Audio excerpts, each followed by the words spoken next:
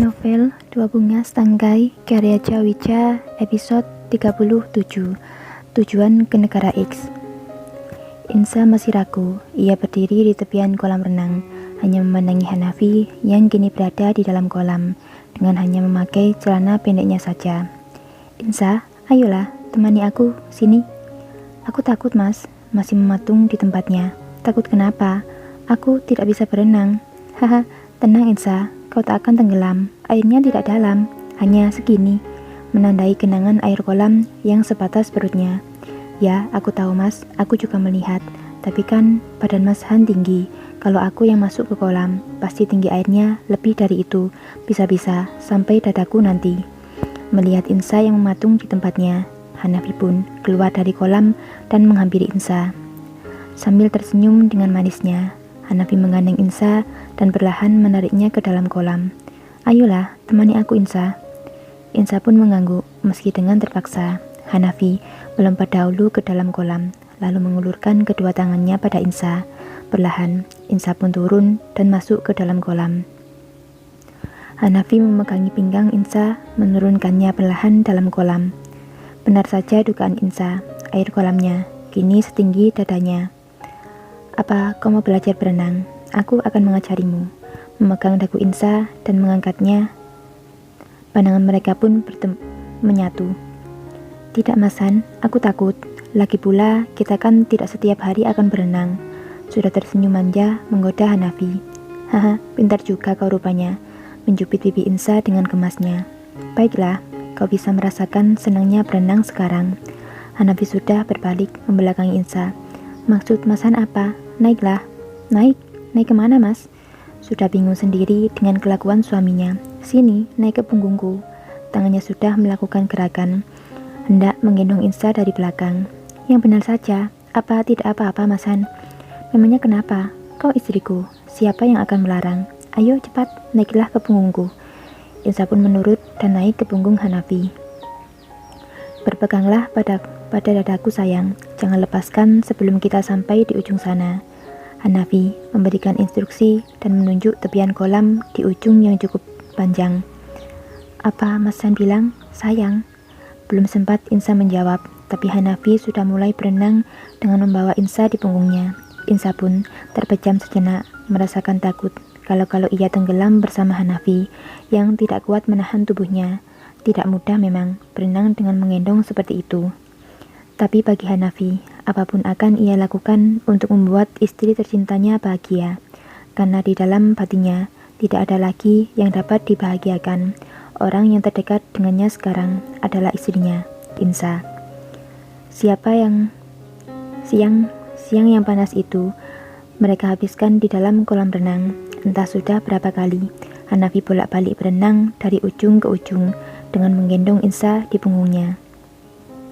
Merasa lelah pun, Hanafi menelpon bagian pengelola villa untuk segera menyiapkan makan siang untuknya. Makan siang pun sudah disiapkan di ruang makan dengan segala masakan khas negara X. Bau lezatnya nampak menggugah selera mereka berdua yang sudah nampak kelaparan setelah bermain air cukup lama. Mereka berdua makan masih menggunakan piyama handuk putih dengan rambut yang masih sedikit basah. Juga ada dua orang pramusaji di samping mereka, membantu menyajikan dan mengambil makanan untuk mereka. Perut pun sudah terisi penuh. Mereka beranjak menuju kamar. Hanafi berjalan sambil mengalungkan lengannya pada leher Insa. Kenyang sekali aku. Keringkan rambutmu, lalu ganti baju. Kita sholat dulu, lalu segera tidur. Aku ngantuk sekali. Mengelus-ngelus perutnya sendiri, lalu membelai lembut rambut Insa yang masih tergerai. Loh, kok tidur Mas? Memandang Hanafi dengan bingung. Memang apa yang kau mau sayang? Apa kau menginginkanku? Katakan saja.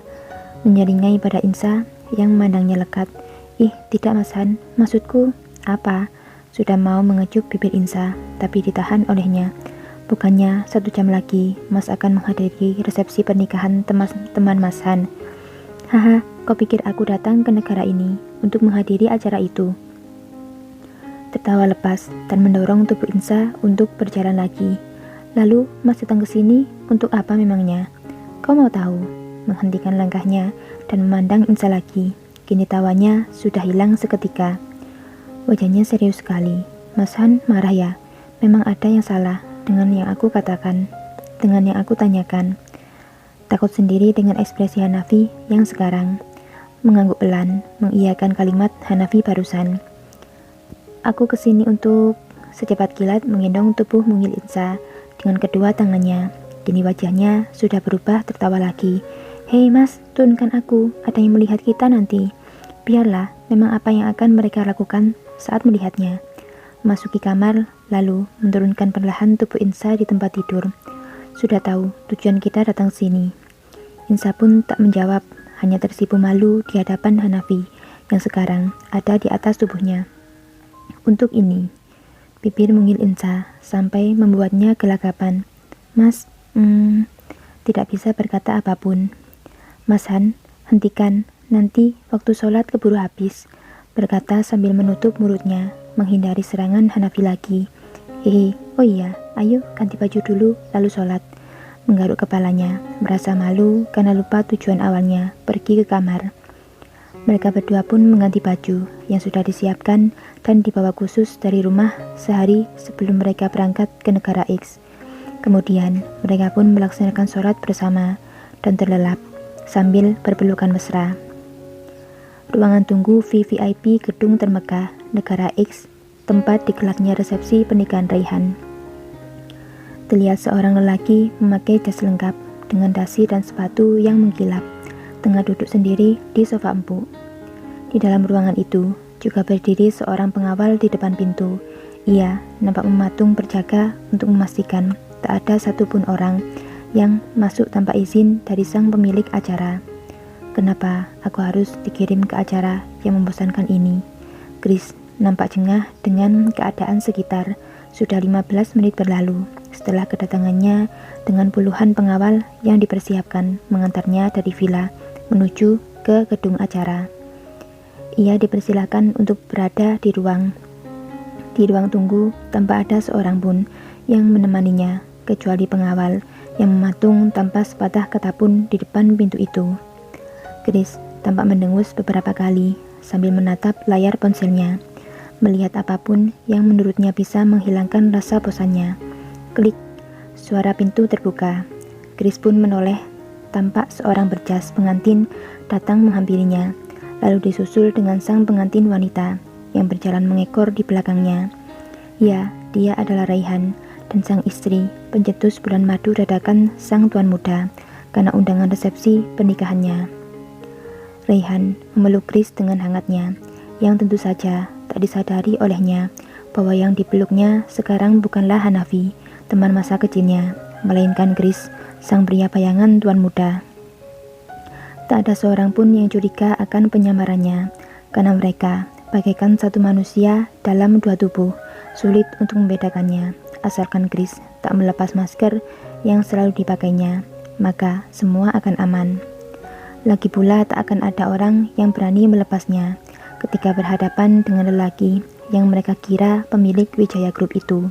Semua orang akan merasa hormat padanya, jangankan hanya teman masa kecilnya, para petinggi negara saja sangat menghormati kehadirannya. Terima kasih Han, kau sudah menyempatkan hadir di resepsi pernikahanku. Perkataan Raihan memecah keheningan sambil menepuk-nepuk pelan punggung Chris. Bersambung.